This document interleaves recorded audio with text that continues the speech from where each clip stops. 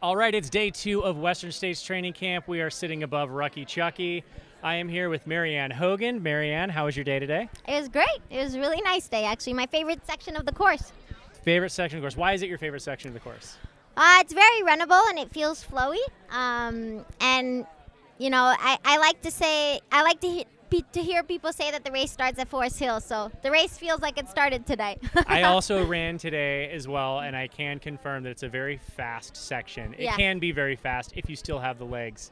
So this is not your first foray into Western States. You've been here before, back in 22. Tell us how that experience went for you.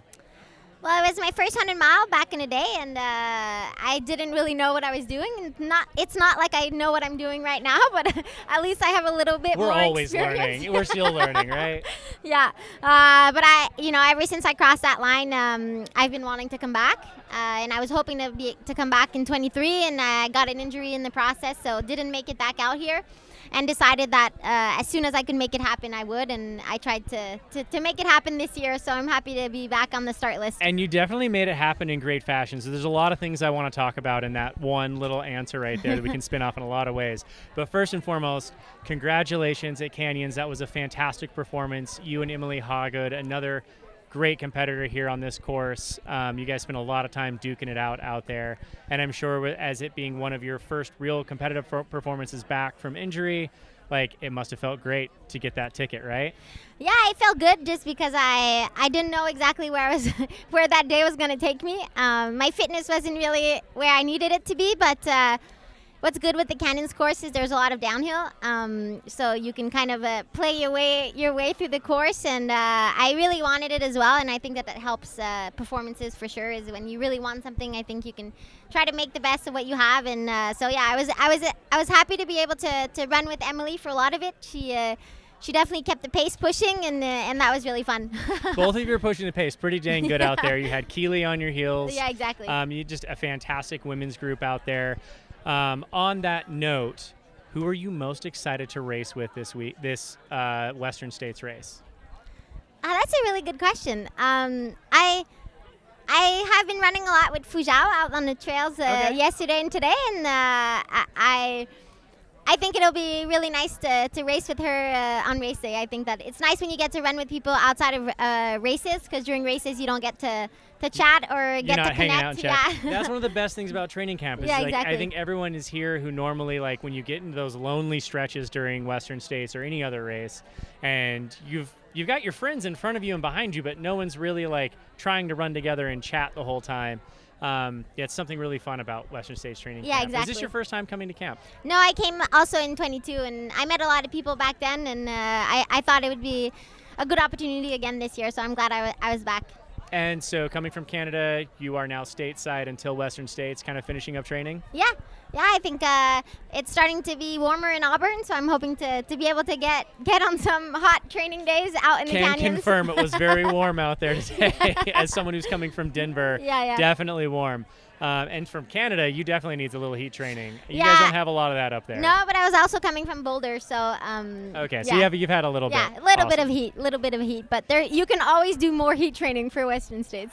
So you mentioned earlier about like that drive during Canyons of you really wanted that ticket, you really wanted to come back to Western States. Can you talk to me a little bit about why you want to come back to Western States? Your last performance was 3rd place. You were on the podium. That's a pretty good performance. I think most people would hang their hat on that and say, okay, I'm done. I don't want to go through that again. But since you crossed that line, you've wanted to come back. You earned your ticket at Canyons. Why do you want to come back here so bad? Well, it was my first 100, and I think the whole first section of the course, all the way to Michigan Bluff, I was really sick, actually. I threw up more. It's the only time that I've thrown up in a race, and I've never thrown up so much in my life. So I was like, but on the same time, I think that it taught me a lot. Like in 100, there's a lot that can happen in 100 miles, and as long as you don't give up, like, you can still put forward a good performance. So that was a good lesson to learn early, because at Michigan Bluff I was finally able to stop throwing up and get food in and start to turn things around. Do you remember what place you were in at Michigan Bluff? I was on the final tail of the top 10. I was still top 10, but moved your way through the top 10, but you were on towards the back end of the top 10, which is a pretty good spread at that point in terms of time. Yeah. Yeah, no, that's awesome.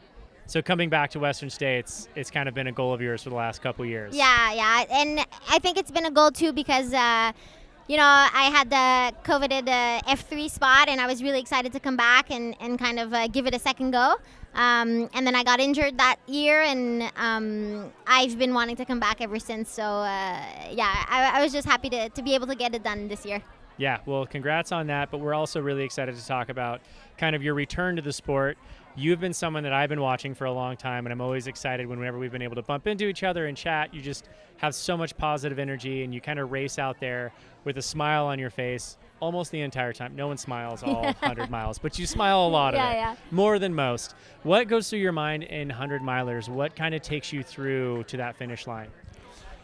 Yeah, for me, it's just a joy about running. I just enjoy it, and I love that it takes me in different places in the world, and I get to meet different people. And like a day like today, it's so cool that you get to run with different people from different walks of life from all different sides of the world, and that's what really drives me. And I feel like nothing will push your limits as much as 100 miles, maybe 200 miles. I don't know. I've never done it. There's always more. There's always more. But for me, I think I can honestly say that I give everything that I have when I run 100 mile, and I usually give too much because then it takes me a little while to recover. But I'm always happy to get out there and give it the best performance I can on race day, and that's what keeps me moving. I love it. I absolutely love that competitive drive, but also like competitive through camaraderie where you're excited for your competitors. You cheer the other women out on the course. Like you want them to do well. Obviously you want to win the race, but you want them to do well as well. That's kind of what makes you a people's champ, someone special, someone that we all love to see out there. Now you mentioned recovery and injury, and I want to dive into that just a little bit. What was your injury and what did that process look like coming back? Getting back into States shape. Yeah. Well, the list is somewhat long, but I guess it all started in 2018. I broke my leg. I broke my right leg, and I got 2 surgeries. And when I got the surgery back, it kind of switched my foot got put back in a position that isn't normal. And so you can see when I run that I kind of run with a duck foot on my right foot.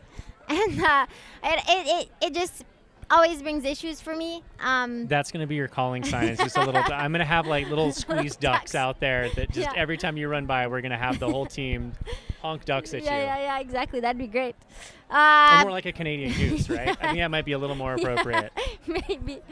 But then in 22, after doing Western States, I went out and ran UTMB that year, and I ended up tearing my psoas that during the race. And so that created another whole set of issues, and then I was compensating for the tear in my psoas that left really big scar tissue, and then I got a stress fracture of my pubic bone in the winter of 23. So you've just been through it. I've just been through the ringer, that's for sure.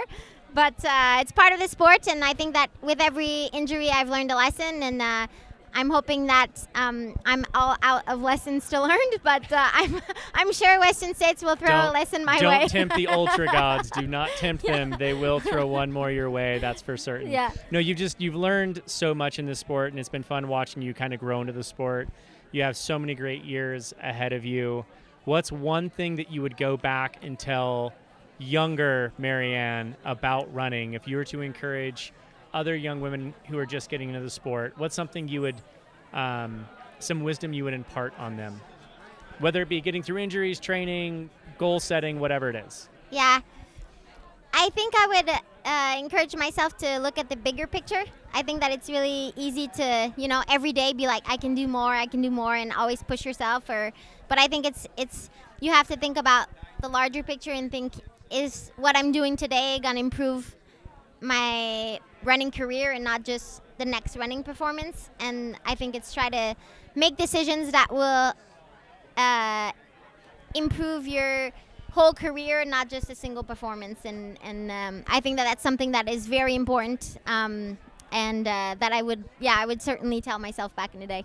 Awesome. So being a little more intentional with your strategy, with your training, and just focusing on stacking bricks, but to build a house, not just to stack bricks. Yeah, exactly. I'm usually more of a you know, I get really focused on what I'm doing, and I forget that there's a bigger picture sometimes, and it's good to remind myself that. Easy to get carried away with the idea that more is more, that if you run harder, you run faster, you do more miles, you do more workouts, somehow that's going to translate into more fitness. And in reality, I think it does for a short time, but then you burn all your matches and your career isn't as long as you'd like it to Exactly. be. But so you're in this for the long haul. Any other goals beyond Western States that you have?